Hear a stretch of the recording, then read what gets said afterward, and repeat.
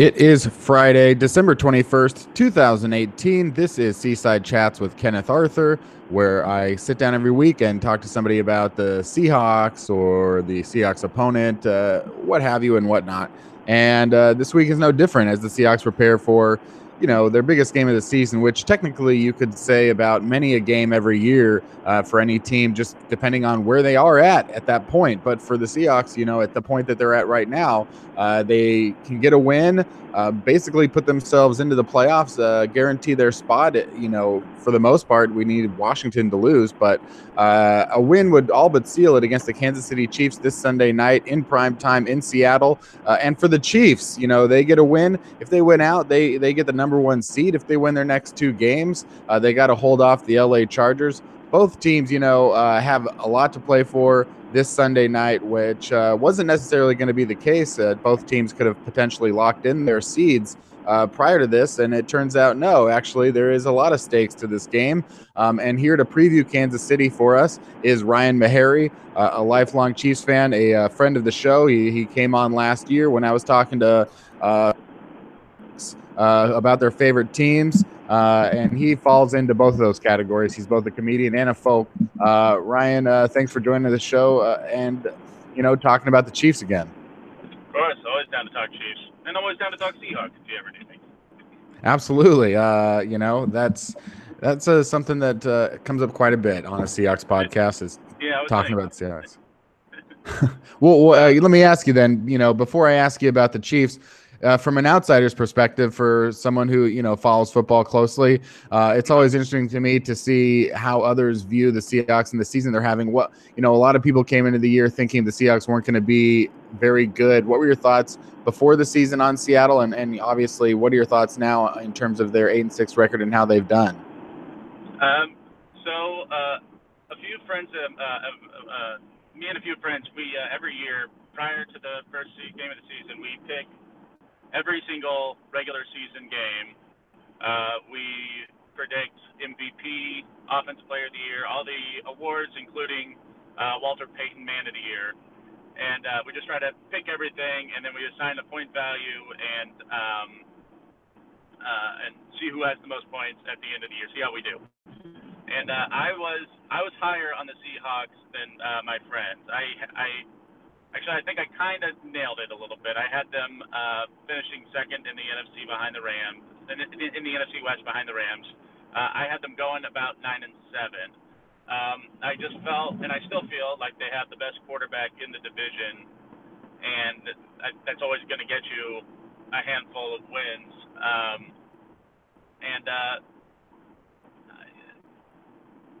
I thought like the running game would be improved. I thought it would be Rashad Penny, but I think just kind of having like the little triumvirate you guys do have now is working great. The offensive line seems like it's really come together after so many years of it being a bit of a mess. Yeah. I think the thing that if I were a team in the NFC, I wouldn't want to play you guys simply because you guys seem to have like a pretty solid balance. I think the passing game clearly it feels like it's struggling right now, but you guys, I mean it's a cliche, but you guys you play really good December style football, December, January, when it's cold. But one thing I'm not sure about, I feel like I hear different things, is kind of the state of the defense. Yeah. I know Bobby Wagner's having like a criminally underappreciated season right now. But how's like the secondary? Well, first of all, I'd love to get in on those preseason predictions one year if you ever need me. Put in some points. Sure. Yeah, and second of all, you've won over a lot of Seahawks fans, I think, with your statements so far about your predictions and Russell Wilson being the best quarterback in the division, and giving credit to Bobby Wagner. Certainly, a lot of listeners are keyed in. I like this Ryan Meharry guy, that's for sure. We'll see what you say about the game and the Chiefs here in a minute, but so far so good. The secondary, it's a problem, especially if Bradley McDougald is going to miss this game, which I assume that he will. They'd be down to Tedrick Thompson taking over for Earl Thompson at free safety, and in my opinion, and a lot of people, Seahawks fans, I think, don't agree with me, but looking at the Seahawks, the season that they had, their first 4 games when Earl Thomas was there, they just played their best defense during those first 4 games. And over the last, what is it now, 10 games or 8 games, why can't I count? 10 games. It's just not been as good. All of their best defensive games came with Earl Thomas and Tedrick Thompson. He gets the job done in terms of, I think, being a mediocre free safety. And I apologize, Tedrick, but when I rank you against all the other safeties in the league, it has to come into the maybe 20th or 25th best starting free safety. Bradley McDougald was really the saving grace of that secondary, and his injury now, it hurt them last week against the San Francisco 49ers, clearly, and it's going to hurt them this week playing against a much better quarterback. Yeah, we don't know what Nick Mullins is, but I'm pretty sure he's not Patrick Mahomes. But against a much better passing game, it's going to be a problem. Trey Flowers is probably their best cornerback. Shaquille Griffin has had struggles this season and probably needs to do some stuff in the offseason to really solidify himself as a starting cornerback, I think. And Justin Coleman's a pretty good slot cornerback, and he'll be a free agent. So overall, I'd say the secondary, probably without Bradley McDougald, could rank in third of the league. Which is a problem for a team that really lacks a pass rush and doesn't and will, and hasn't had any linebackers for the most part other than Bobby Wagner. So to answer your question, the defense is not very good in my opinion, especially without Bradley McDougald. So what's the strength of the defense? Is it against the run? The strength of the defense is certainly not against the run. No, they haven't been that good of a rush defense, and the strength is just, I think, Pete Carroll being one of the best defensive coaches in the NFL or maybe even football history. So he schemes, really well. He gets Ken Norton and whatever defensive coordinator. There's a reason that on the defensive side of the ball, the Seahawks have put out Dan Quinn, Gus Bradley as head coaches. Chris Richard has gotten a lot of credit this year for the Dallas Cowboys having a much improved defense. Byron Jones is a Pro Bowler and working with Chris Richard. Ken Norton going to be a defensive coordinator and obviously didn't work out with Oakland, but I don't think they had any talent there and then coming back. So I think he's just a great coach. Bobby Wagner is a Hall of Famer. Frank Clark and Jaron Reed have combined for over 20 sacks. So they've gotten some push there. But overall, I would say it's really a good job in coaching and schematically, their game plan is to score, to draw people, to have less possessions, I guess, and to bend, not break, that type of defense. So that's so interesting because the Chiefs, I feel like, are just in an opposite situation where overall, our defense is loaded with talent. We have, I think, D Ford is a definite Pro Bowler. Chris Jones was absolutely snubbed. He should be first or second team All Pro. Insane. It's crazy. We've got. Justin Houston is still. He's not what he was, but he's still producing at a pretty good clip. Alan Bailey's having the best season of his career. The cornerbacks have been surprisingly pretty good. Just the big glaring kind of, middle linebacker and safety without Barry.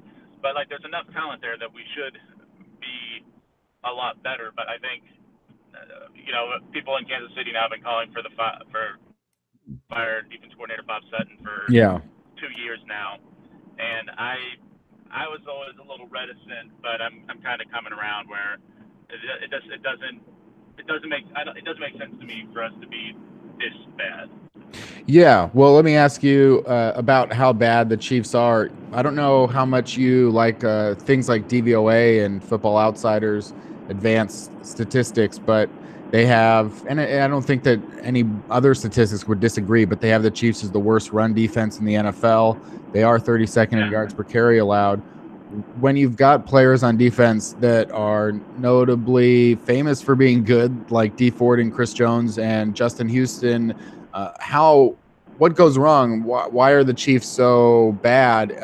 Where are their weaknesses on defense where teams can run on them, or is it just the style of play? I think we're definitely really bad the middle part of our defense. The current safeties without Barry are practically helpless Hmm. in run support. Uh, And one of them, a former Seahawk, Reggie another guy that Ragland. came out of Pete Carroll's system with Ron Parker. What's the latest on how good or bad Ron Parker is? Uh, he's gotten old. I think he's lost his step. He's not as fast as he was. And I think he's into his 30s. And last year he had clearly lost a step. But he's been with the team now for I think 4 or 5 years, or since Andy Reid came in. And played great. He was super versatile. They gave him a nice little contract early on, but eventually just kind of hit a wall. Then with all the injuries we had prior to the season, it felt kind of fortuitous that Atlanta let him go right before the season started, and he could come in and play right away. He's had some big moments. He had a big pick six, I know, against the Bengals, and he's made some other plays. But for the most part, he's, I think, constantly out of position, it seems, and no help against the run. The middle linebackers, Reggie Ragland is, I think, too slow, and he was one of the few defensive bright spots last year. I don't know if he's been dealing with an injury since before the season started. He missed a lot of time in training camp. And then it makes me wonder if it ever got right.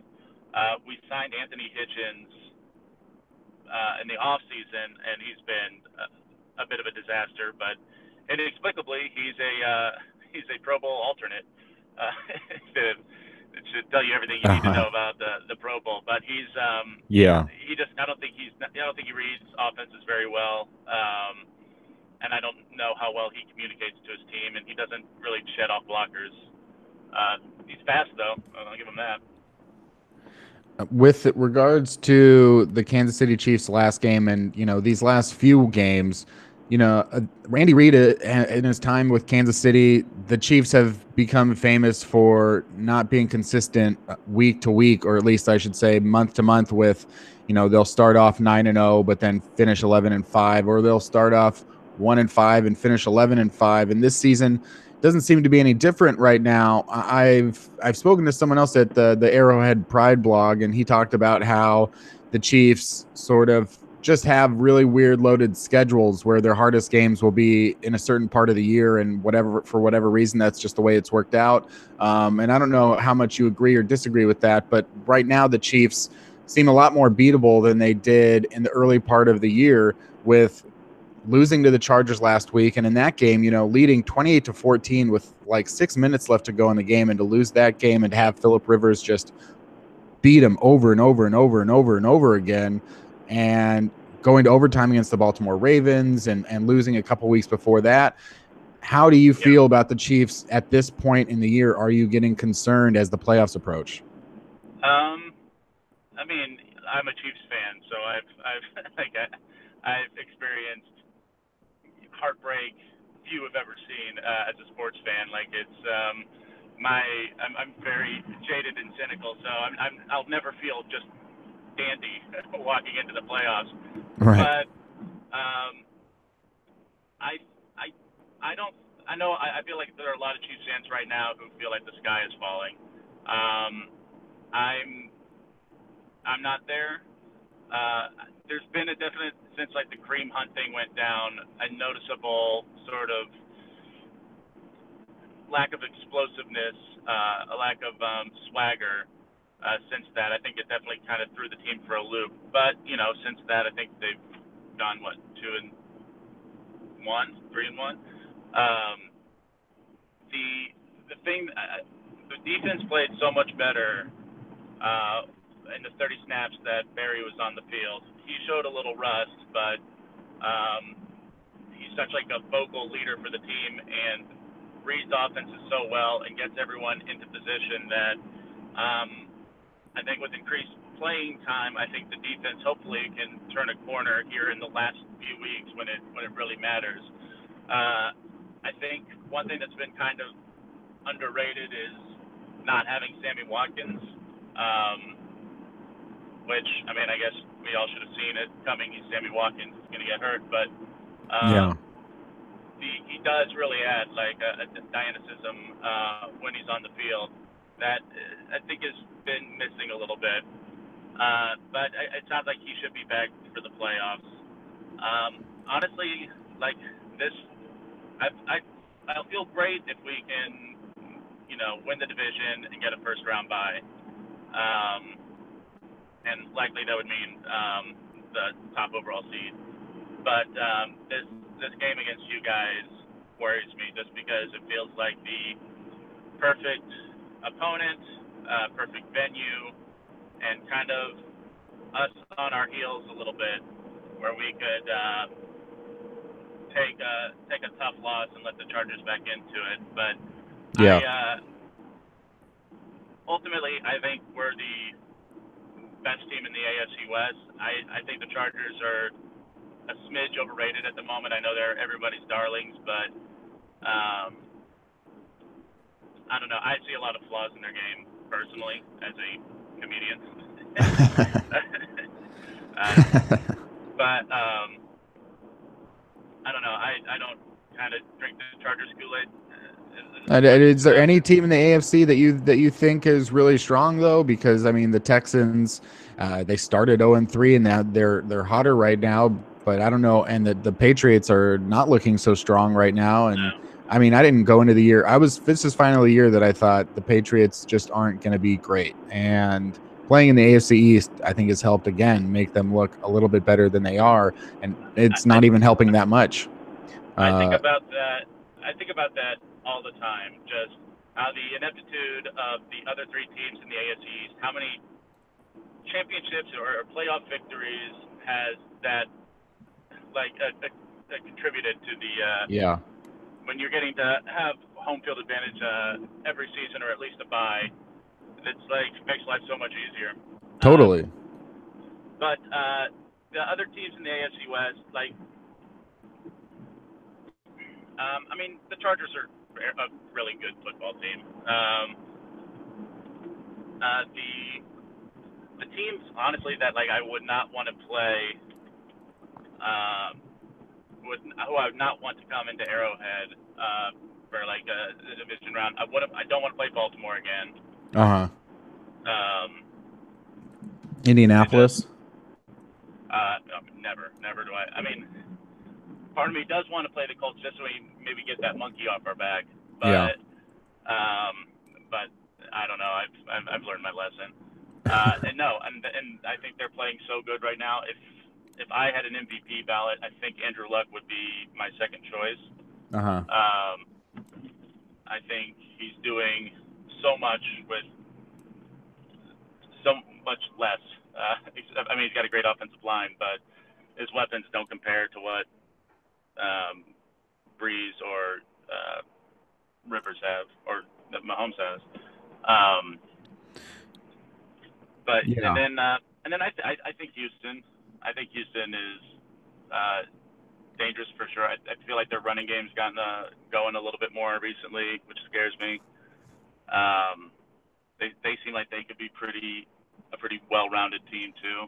So looking, going back to the Chiefs as well, you talked about how the weapons that Patrick Mahomes has, or at least had this year, and going into this game on Sunday, one of the things about Kansas City, or the thing about Kansas City, is at one point you're talking about Kareem Hunt at running back, who could be a top 5 running back in the league, and Sammy Watkins at receiver, who Sammy Watkins has disappointed a lot of people over the course of his career, but in general, he got a $48 million contract or whatever for 3 years, and because teams, the Rams saw him as a valuable weapon on offense, the Chiefs saw him as a valuable weapon on offense because, I think in the same Alshon Jeffrey type effect where he just changes the way that defenses have to play against you.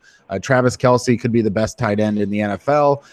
And those are 3 guys that you could put on the field at any given time. And then Tyreek Hill, of course, could be a top 5 wide receiver. So those 4 weapons at any given time make Kansas City a very deadly offense. But as you said, Kareem Hunt was released following his off-field issue with the video being released by TMZ, and then Sammy Watkins is going to be out this week with an injury. So who does, Spencer Ware was out last week with an injury. So who does play at running back, and what are your thoughts there? And who plays at receiver in place of Sammy Watkins, and what are your thoughts there?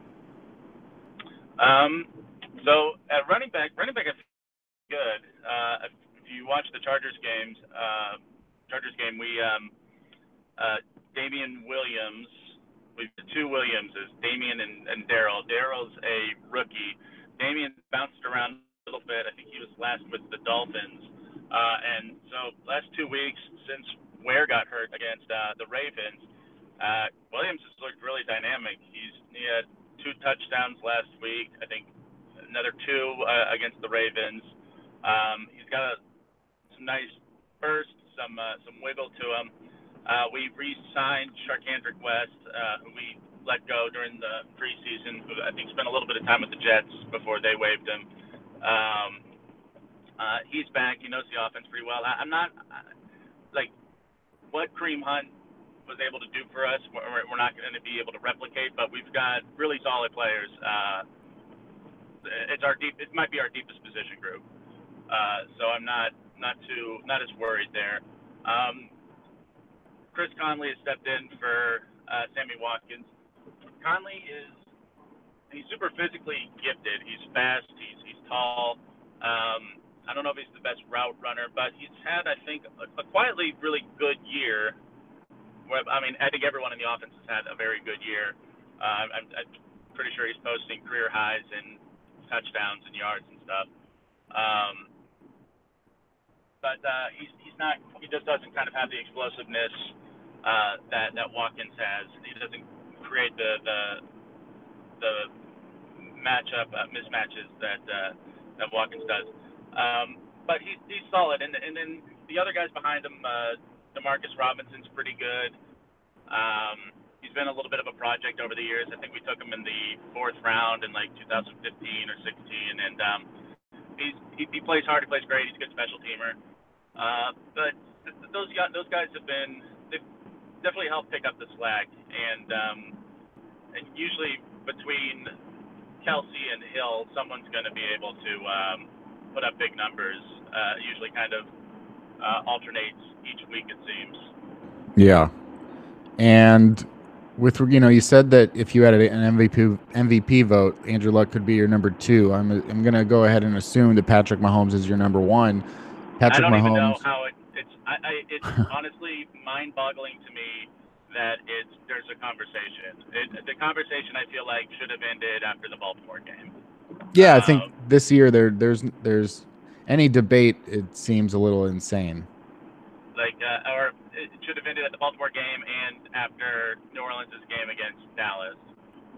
I feel like that it should have been kind of case closed there. It feels very silly to me that when people are trying to like working hard to try to create a narrative for either Rivers or Breeze or anyone. The only person who I think has a legitimate case is Aaron Donald. Really, I guess it depends on kind of how you view it. Like, is MVP most valuable player, or is it the most outstanding player? Has it been the best player all year? Yeah. I think, I try to split the difference as much as possible. I feel like Luck has proven how valuable he is and how much he's elevated his team. I think Donald's been the second best player in football this year.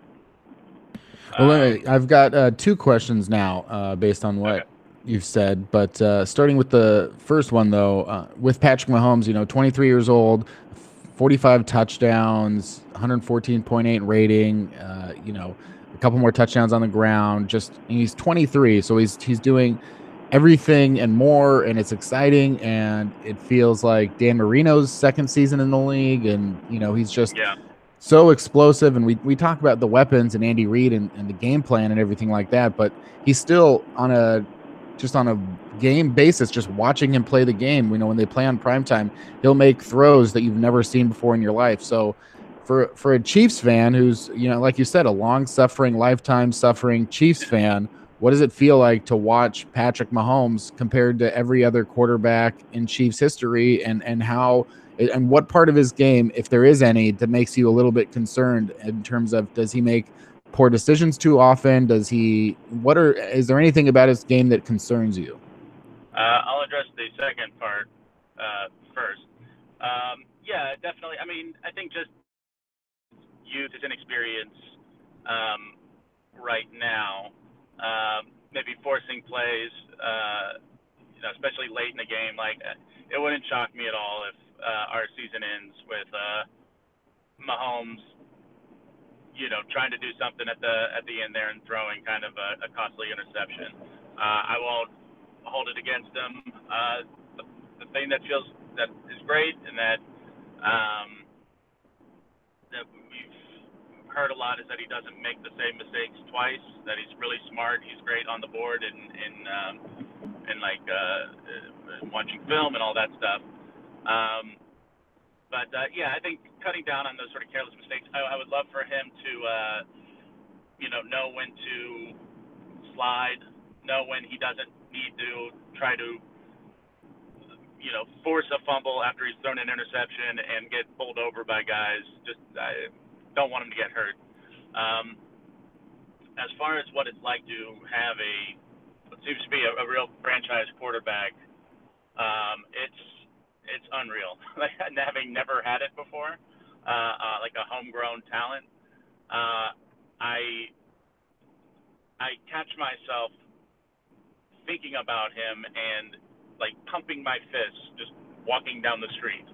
It is it's incredible, man. Like I don't know if you've heard some of the stats. Like prior to his win last year against Denver in the last game of the season, where they sat everybody for the rest of the playoffs. Like, we hadn't had a quarterback we drafted, regardless of round, any quarterback we drafted win a game since 1987. Wow. So Jesus. It's just year after year we're getting somebody who wasn't good enough to be, the starter on their previous team, kind of getting some cast-offs. And it's just been frustrating. Yeah, I can imagine. Like, how does that feel though when you get Alex Smith and you have Alex Smith for a few years? Are you thinking to yourself, okay, this isn't bad, this is pretty good? Like, did you think that was the height of feeling good about a quarterback, and now it's sort of been blown out the water? I knew that it was possible to have greener pastures. That I didn't think that was the height of the best possible situation. No, I mean, like with Alex, it was after like how morose and at times macabre things have become under the Pioli era. Like Alex Smith and Reed brought some stability and a little more excitement, and it was nice to have, but it was always a little fleeting because you really knew what the ceiling was. You knew that this was a team who could maybe win a playoff game. I know I can't really picture Alex Smith being the one to personally hold up the Lamar Hunt trophy for winning the AFC, and certainly not going to winning the Super Bowl. Yeah. I love the guy. I think he's a great competitor, and he plays hard, but it's just not there, Yeah. It's a bummer about his injury. Obviously, bummer is an understatement, but yeah. In terms of height and ceiling, you mentioned Aaron Donald earlier, and Aaron Donald, I think, has 16.5 sacks from the defensive tackle position, which is fantastic. But it was kind of expected. Out of nowhere, Chris Jones, in a 4-3 or 3-4 defense as well, 14 sacks, 17 tackles for loss, 26 QB hits. He's one of the tallest defensive linemen in the NFL. And him and him and Donald both sort of don't look like most defensive tackles, and obviously Jones plays at a different type. They're like whatever. They're different positions. But Chris Jones, 14 sacks. He's 24 years old. He was a second-round pick. I know that the Seahawks were rumored to be interested in him, as they were rumored to be in Patrick Mahomes. I don't know if you had heard that at the time, but no, I haven't. that was the one quarterback that, sort of first round talent that John Schneider has ever sort of shown interest in. Him and John Lynch were the only two GMs at Patrick Mahomes' pro day, and it seemed that maybe there were rumors that they would take Mahomes if he had fallen down the first round. But Yeah. Jones was another guy mocked to the Seahawks a lot in the year that he was drafted, and 14 sacks. What are your thoughts on Chris Jones, and does that make you feel, because the Kansas City is another team that's interesting in some of the pass rushers that they get over the years, like Justin Houston, who after Justin Houston had 22 sacks or whatever it is, he signs a mega contract, hasn't been really healthy since. And, now they have D Ford, who's going to be, I think, a free agent next year, 11 and a half sacks. And he's looking better as time goes on. What are your thoughts on the pass rush, but specifically how surprised and hopeful are you for, Chris Jones and his future? I love it. Like he's shown, in his first 2 years, he showed a lot of explosiveness, like kind of right away. I think he was starting. It didn't take him long to get on the field as a rookie. And but this jump that he's made this year has been unreal. I think he does struggle against the run some. I know I think they take him off the field a bit during some running situations. But like what he's been able to do rushing the passer, I never expected. I'm hoping that they give him a new contract this offseason. I think it's going to be. I think we've got everyone kind of locked in for the most part. My guess is that they'll franchise Ford, and I think we'll start seeing renegotiations for Jones, Hill, and Schwartz, a right tackle. I mean, Jones and Hill, I feel like those are two guys we got to kind of lock down now before they become, top four. I mean, I think they're already top four at their positions, but maybe see if you can get them now when it might be a smidge cheaper. Ryan Meharry learned your lesson. Yeah. Go ahead. I was going to say we learned our lesson, I think, with Justin Houston and Eric Berry, where we and this was, I think, part of the reason why Dorsey isn't in Kansas City anymore. Was they kind of shuffled their feet a little bit and giving those guys new contracts, and ended up having to pay way more because they delivered, all-time great seasons, and then both subsequently immediately got hurt and missed serious time. So I'm hoping they don't kind of make those same mistakes and jerk these guys around for a while and give them their money as soon as possible. Yeah. Ryan, I want to, finish off the show with, you said at the beginning about your season-long predictions, maybe a couple of predictions that you had that you feel really proud about that they came to true, and maybe a couple that you were way off base and maybe a lot of people were. Well, before the season, my Super Bowl pick, I picked the Saints to beat the Texans. So I'm feeling pretty solid there. Yeah. I picked Breeze for MVP, Saquon Barkley for Offensive Rookie of the Year. Who did I? Nothing. Honestly, pretty solid. Let's see. Has anyone really fallen below expectations? I mean, I think I had the Falcons getting pretty far. Oh, I had the Packers winning the North. Mm-hmm. I thought Rodgers would have a great bounce back year. I think people were surprised by the Eagles and Vikings, maybe. Beg your pardon? I think people were maybe surprised by the Eagles and Vikings. Did you think that they would do better than this? I definitely had the Eagles doing better, but taking a step back. I think I had them end up being the third seed. The Vikings, I had being the sixth seed, getting the final wild card spot, also taking a step back. So right. I think pretty good there. Just missed on the Bears. Yeah. It's it's been a pretty interesting season, as I think I probably say every year, and maybe we just sort of I think this has been a great bounce back year for the NFL as a whole, and I don't know, maybe just as a Chiefs fan, it's been especially exciting. But I feel like the games this year have been a lot better. I feel like there's been way more kind of classic games, whereas last year I don't think we really got much of that. All the primetime games felt kind of bland last year. This year's been a lot more fun. Ryan, I also want to say, you mentioned you have a podcast as well, and it's not, about the Chiefs. So people may also, I got a lot of Seahawks fans listening, but they may be interested. Can you speak a little bit about that? Yeah, absolutely.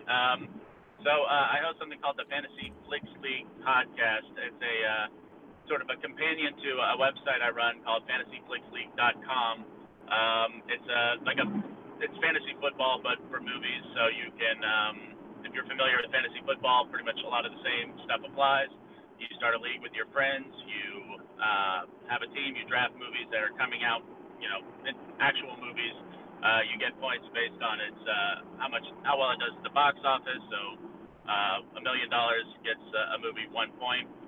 You can also get points based on how well received a movie is on its Metacritic score, and then if it wins Oscars or gets nominated for Oscars. So it's really fun. And then the podcast kind of is hosted by me and Mark Rennie and Mike McClendon, two other LA comics, and it's a lot of fun. We argue about movies and how we think they're going to do, and we take the art out of movies, and then that's a lot of fun.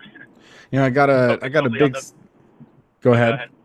I was just saying we focus solely on the business and the profitability, and not at all about the art of movies, which is really great. I got a big stack of SAG screeners next to me because my roommate's in SAG and he's on the nomination committee. So I've got a bunch here, and I know the Golden Globes have been announced. I don't know what the Oscars. What did you have any in your Fantasy Flix League? Do you have any movies that you have been really valuable for you this year? On my team, yeah. So my first pick, I got Avengers, that was great. I had a lot of sort of blockbustery movies. I'm in second place right now in my league. What I'm really lacking is Oscar contenders. I kind of struck out there, and I think that's ultimately gonna cost me. But I should definitely finish second. So a good year all around. I will not be hoisting the Zoolander 2 Cup, which is what we call our trophy, and that'll go to someone else this year, and that's fine. But it's been a fun, exciting year. Next year it's going to be really fun. So if this sounds fun to you guys, definitely go to fantasyflixleague.com and check it out. Check out the podcast. A lot of super humongous movies coming out next year, so there'll be a lot of points scored. That's Fantasy Flix, FLIX, correct? That's correct. Fantasy Flix League. I'm guessing Black Panther probably was like a big hit this year in terms of. That's the big one, and I think it's going to get nominated for some Oscars and stuff. Yeah, so it's a slam dunk. It's a big one.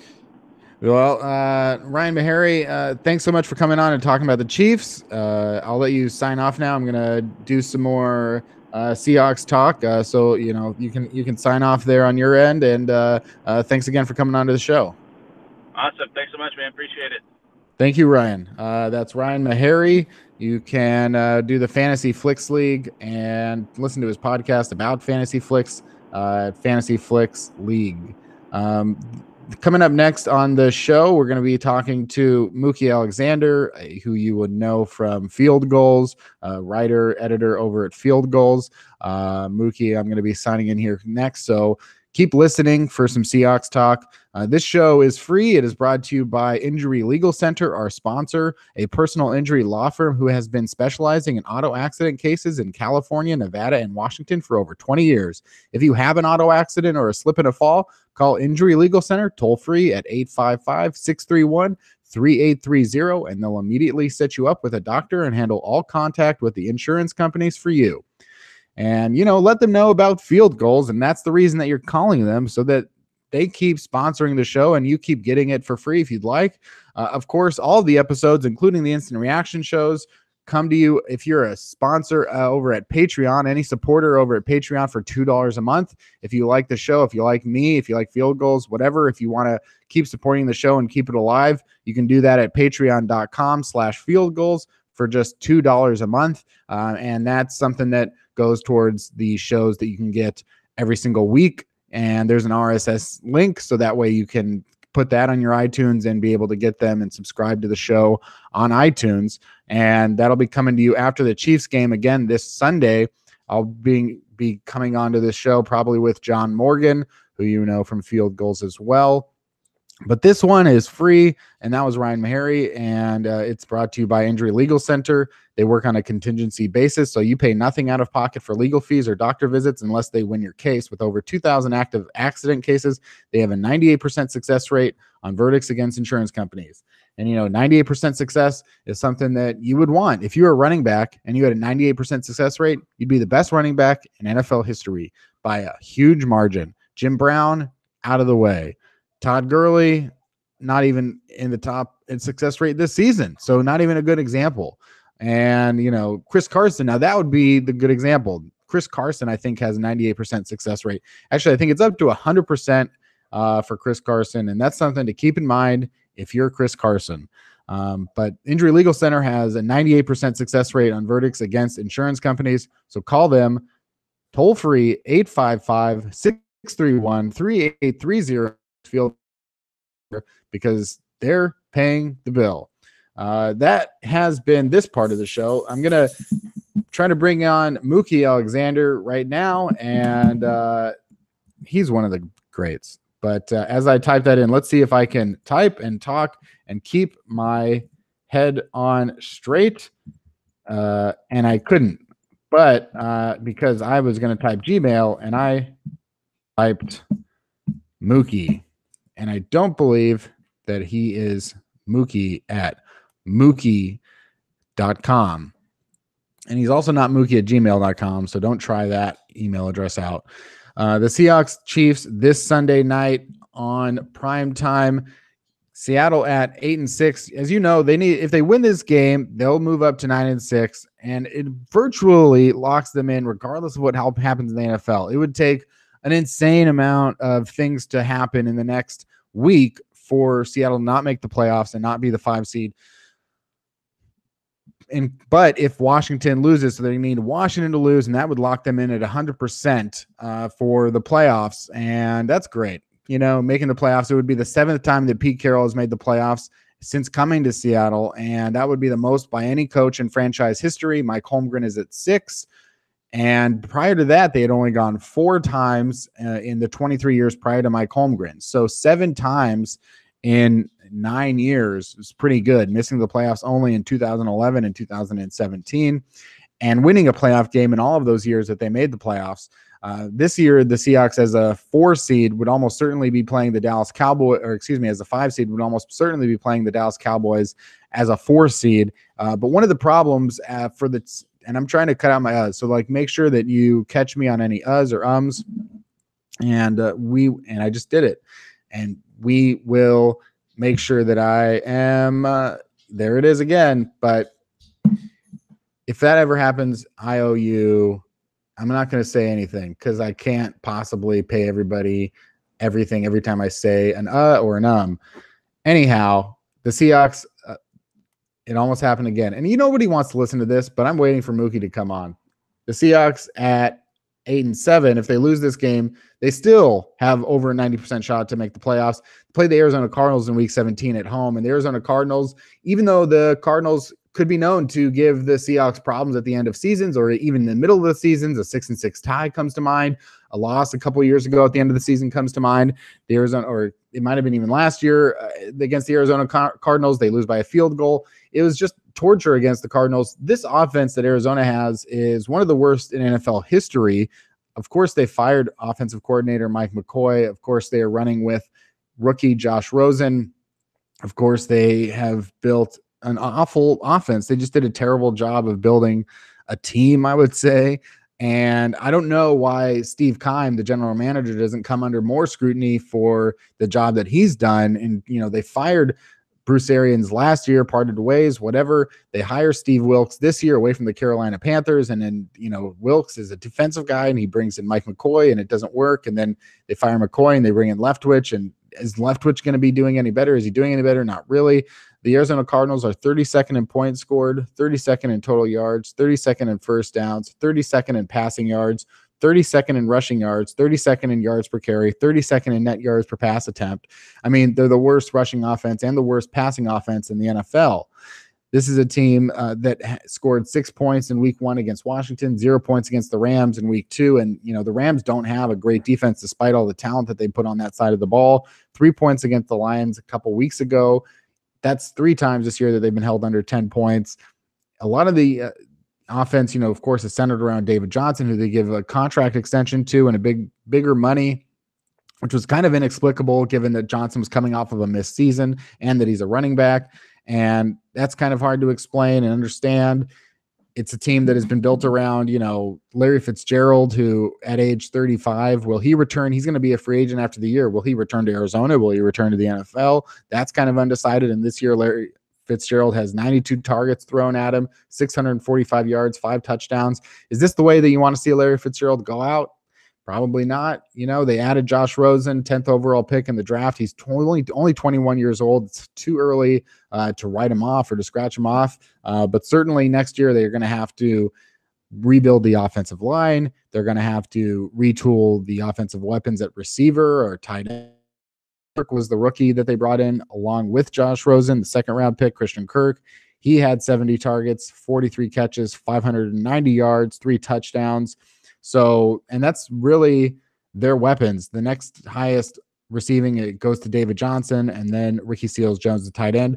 So against the Seattle Seahawks, no matter what they bring on defense, you would expect them hopefully to be able to contain this offense and hold them under 14 points, which is pretty regularly done. Arizona averages 13.7 points per game. But against the Kansas City Chiefs offense this Sunday, it's a totally different story, of course. We're talking about the worst offense in the NFL versus the best. The only upside, and if you want to call it upside, if you want to call it unfortunate, whatever, because Kansas City, again, 35 points per game. So we're talking about almost 3 times as many points per game for Kansas City as what they'll face in Arizona. That's their back-to-back. That's like, jumping out of the hot tub and going straight into a freezing cold lake. I mean, just torture on the body. But that's what the Seahawks will be facing this week and next week in terms of going against the best offense in the NFL and then the worst. But the problem for Kansas City, well, one of the problems for Kansas City, of course, is that their running backs they're down to, the 3rd or 4th string.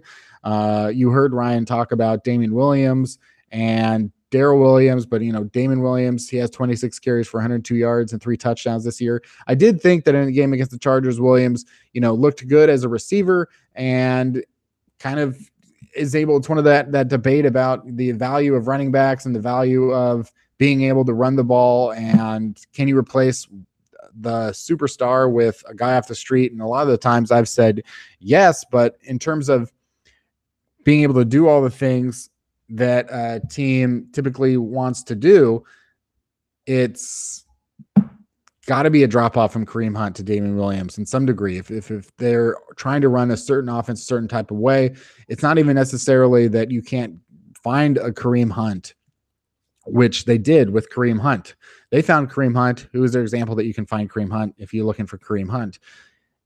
It's a value of seeing whether or not did they prepare to go all the way down to, their 3rd or 4th string. Did they have that guy brought in already? Is Damon Williams already the type of player and the same athlete and has the same skill set that Kareem Hunt has?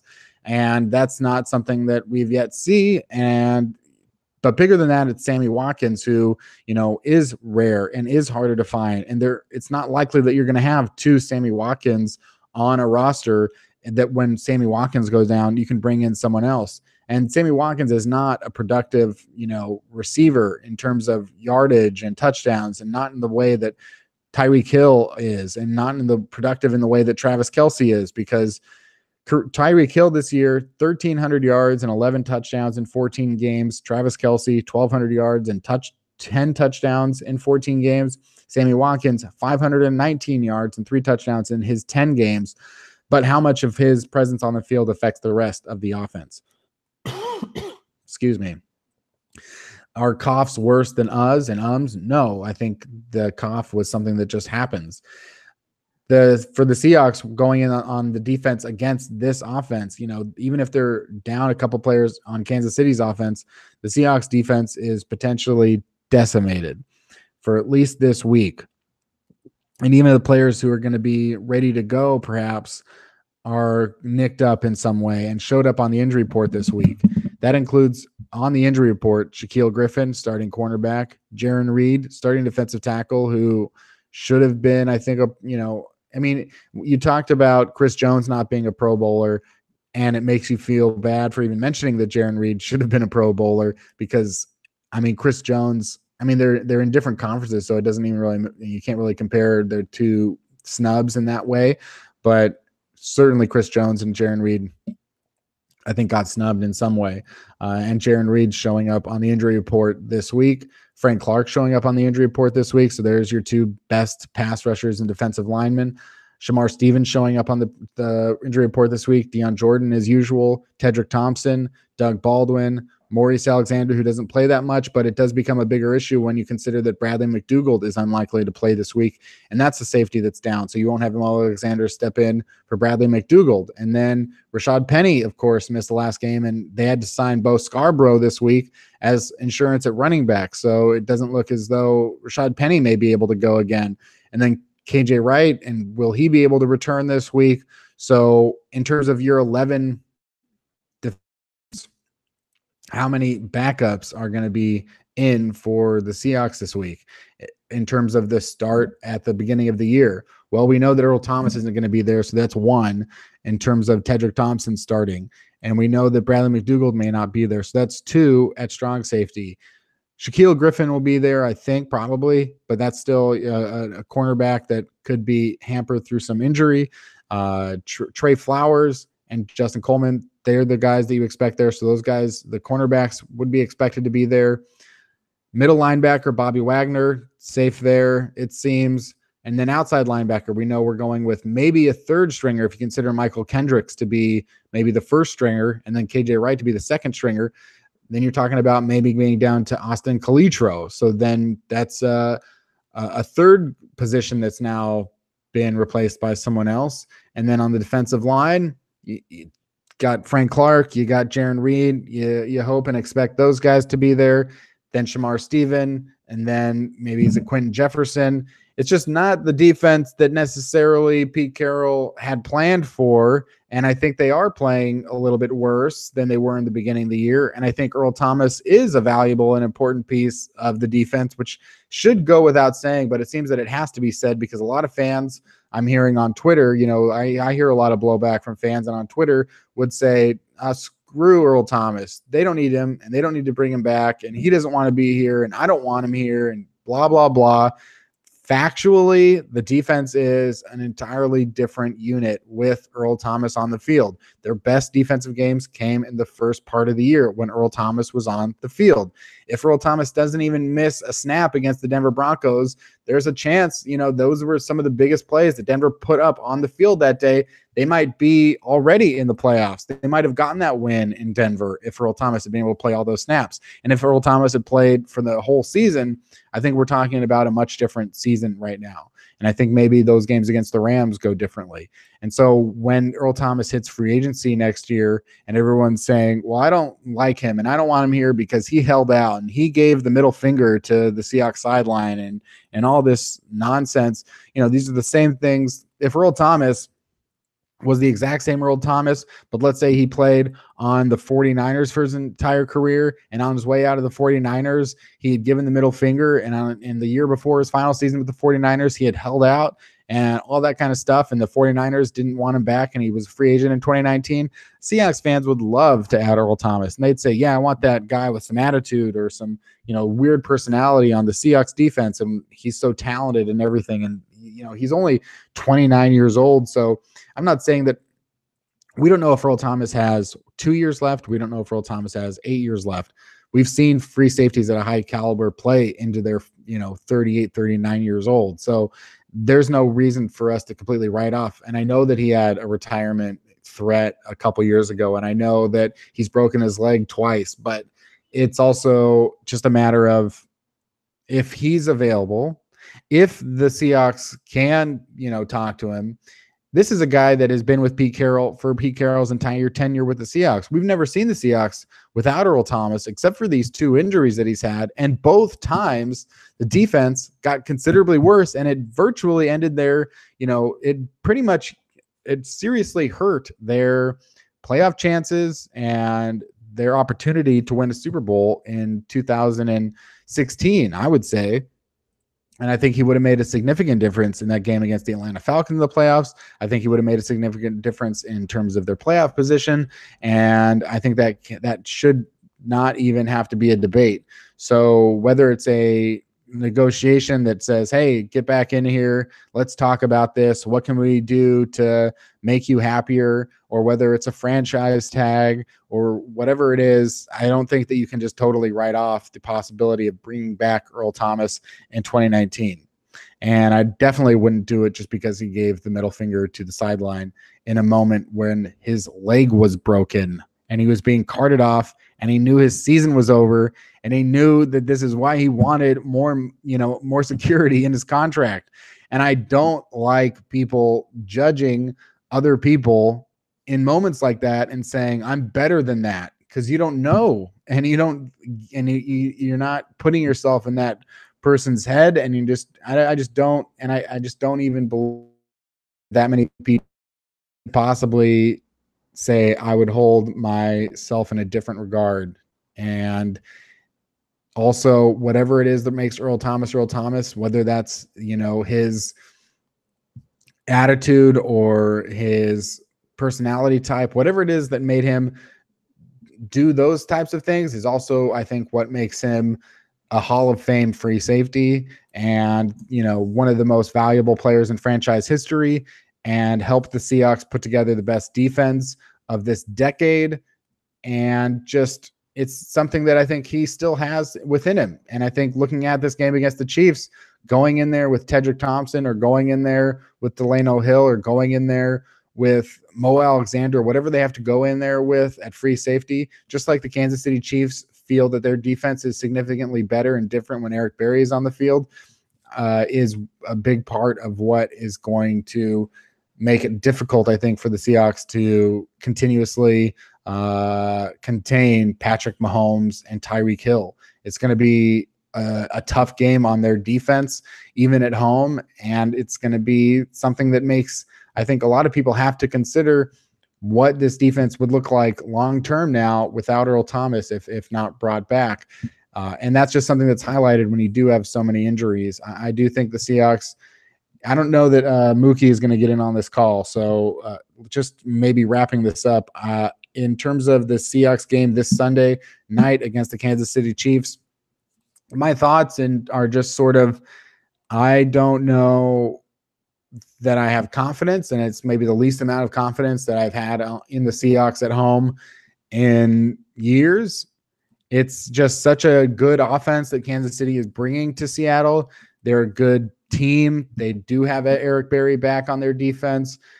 It's the Seahawks are injured a lot. They may not be able to guarantee a healthy Doug Baldwin, who I think is very vital to Seattle's offense. And we've seen Russell Wilson play a lot better, I think, when he has Doug Baldwin on the field, in terms of at least having an option. Then he likes that option, and he's such a hard player to defend in the slot. I just think that in terms of the Seahawks and doing what they want to do and playing against an offense like Kansas City, and not having maybe Bradley McDougald, and maybe not having KJ Wright, and just being banged up all over their defense, this game has the potential to get rough. I do think it's going to be a close game. I think that as far as I can go in terms of a prediction is with Seattle just constantly being in games, with the exception of 2 or 3 times in the last 5 years, 5-6 years, constantly having a shot to win a game. Last year we saw them play the LA Rams at home and lose 42-7.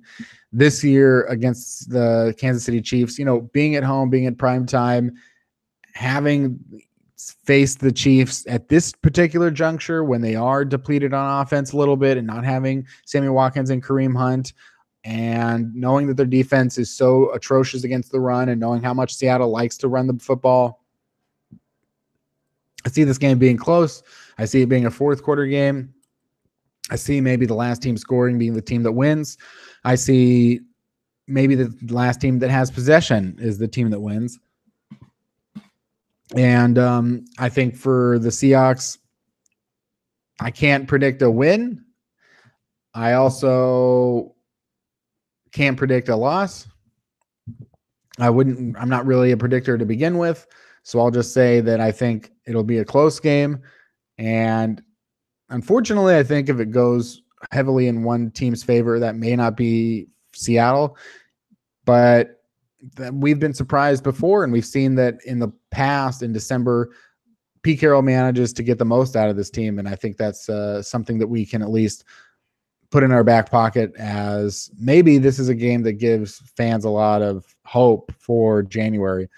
But I would expect it to just be very close. And I'm excited to see Patrick Mahomes in this scenario where, this is going to be one of the most high pressure, high intensity games of his career, maybe the most high pressure game of his career, because of how much is on the line for Kansas City and that he's playing in prime time against the Seattle Seahawks. So it's going to be a good game. And that's all I have to say about that. This has been Seaside Chats with Kenneth Arthur. We are sponsored by Injury League. So please, if you have an accident, a car accident, a slip and a fall, call Injury Legal Center. Let them know field goals was the reason that you knew about them, and keep the show, free for everyone if you'd like, or, patreon.com/field goals if you'd like to support. Thank you to Ryan Meharry for coming onto the show to talk about the Kansas City Chiefs. That's the Fantasy Flix League. You can search for that on Google. It'll come up. Get involved in some fantasy football for movies, and you can listen to his podcast about the league, and you'll also find that by looking for Fantasy Flix League. And this Seaside Chats, this is Seaside Chats, and if you're listening to it, you found it. Come back after the game this Sunday night for an instant reaction to the Seahawks versus the Chiefs, and then come back next week for something completely different.